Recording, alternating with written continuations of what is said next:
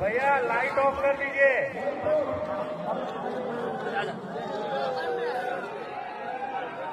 बोलो बजरंग बली।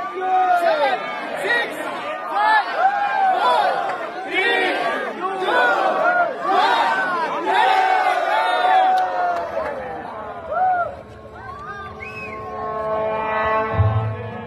సర్వ మానవాళికి రక్షకుడు, మనకు కొండంత అండగా నిలిచేవాడు, మనసులో తలచిన వెంటనే గుండెల నిండా ధైర్యాన్ని నింపగలిగే మహాయోధుడు, అభయహస్తంతో ఎల్లవేళలా మనల్ని కాపాడే ఆ పవనపుత్రుడి ఇప్పుడు మనసారా స్తుతించుకుంటూ శ్రీ పంచముఖ ఆంజనేయ స్వామిగా అవతారమెత్తిన కథ దృశ్య రూపంలో తిలకిద్దాం రండి.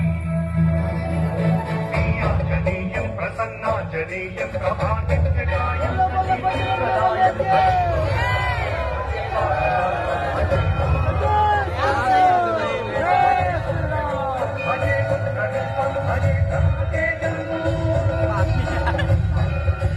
అది రామాయణ మహాయుద్ధం.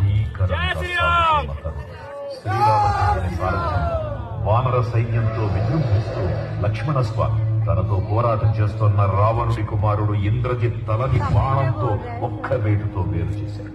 ఇంద్రజిత్ మరణ వార్త విన్న రావణుడు ఆవేశంతో ఊగిపోయాడు. ప్రతీకారం కోసం పాతాళ లోకాధిపతి తన సోదరుడు అయినటువంటి మహిరావణుడి సహకారం కోరాడు.